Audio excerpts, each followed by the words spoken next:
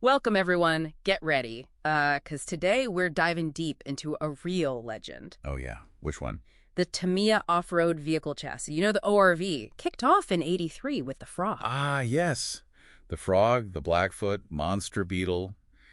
Iconic stuff. That space frame chassis was something else back then. Totally. But, well, it wasn't perfect, was it? We've got some great sources talking about its history, its weak spots, and this brilliant fix from back in the day. I mean, the CRP part, custom racing products. Exactly. The CRP 3D43 chassis stiffener.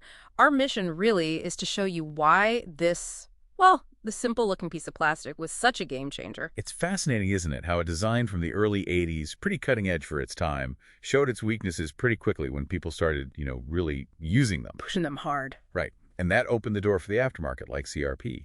They engineered a specific fix for those very specific problems, especially that front-end fragility and the chassis flex. Okay, let's get into that. The ORV chassis. Innovative, sure, lightweight, ABS plastic space frame. Very cool for the time. Groundbreaking even. But it definitely had some well-known issues. People running these cars hard found the failure points fast, sometimes, quite dramatically. Oh, indeed. You had the famous ORV click from the gearbox, right? Ah. That awful sound. Yeah. The motor plate flexing. Precisely. The aluminum plate would flex just enough for the gears to skip. Mm-hmm. But beyond that, the front of the chassis had major structural problems. Okay. That ABS frame, it just got stress marks and cracked easily from impacts, especially around the bumper mounts and where the suspension arms attached. So a hard landing could be chassis ending. It could, yeah.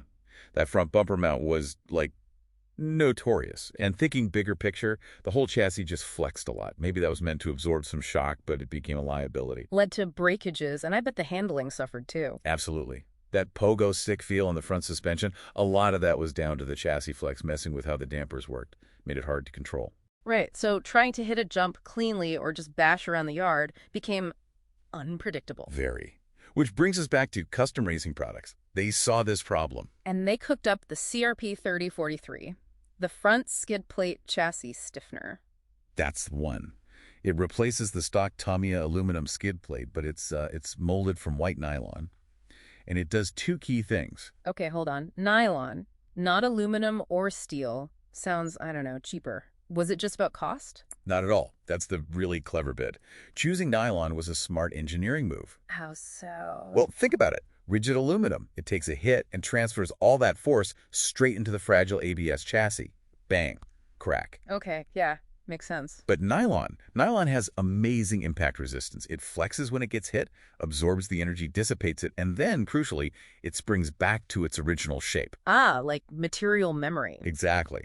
So it protects the brittle chassis. It shifts the failure point, potentially, from your expensive main chassis to this easily replaceable hop-up part. That is clever. And the shape helped, too. It wasn't just a flat plate. Right. The 343 has this three-dimensional design, with ribs and gussets molded in. That adds a lot of stiffness right where it's needed, reinforcing those weak mounting points. Makes the whole front end much tougher. So for someone driving one of these now, or restoring one, what does this mean? Does adding other nylon parts help even more? Oh, absolutely. There's a real synergy. If you pair that CRP 3043 stiffener with a matching CRP nylon front bumper. Ah, you get an all-nylon front-end system. You got it. It creates this cohesive, energy-absorbing unit, almost like a crumple zone on a real car. The bumper flexes first, then the stiffener flexes. Before the shock even really gets to the main chassis. Exactly. There's a huge protection upgrade. And another cool thing about these vintage CRP parts. Yeah. They were white nylon. And back in the 80s, they were specifically marketed as dyeable. You could use RIT dye, fabric dye to color them. No way. So you could customize your Frog or Blackfoot colors way beyond the box art. Totally. Match your body shell, do crazy patterns, whatever you want. People still do it today for that period-correct custom look. That's awesome. It's kind of amazing that these problems people found, 40 years ago, they're still relevant. It really is. And think about this. People today are 3D printing braces and stiffeners for the ORV chassis. Yeah. And guess what? They're designed to fix the exact same fundamental flaws that Mike Tobey's custom racing products tackled with the 3043 way back then. Wow. That really speaks to how well CRP understood the problem. It really does.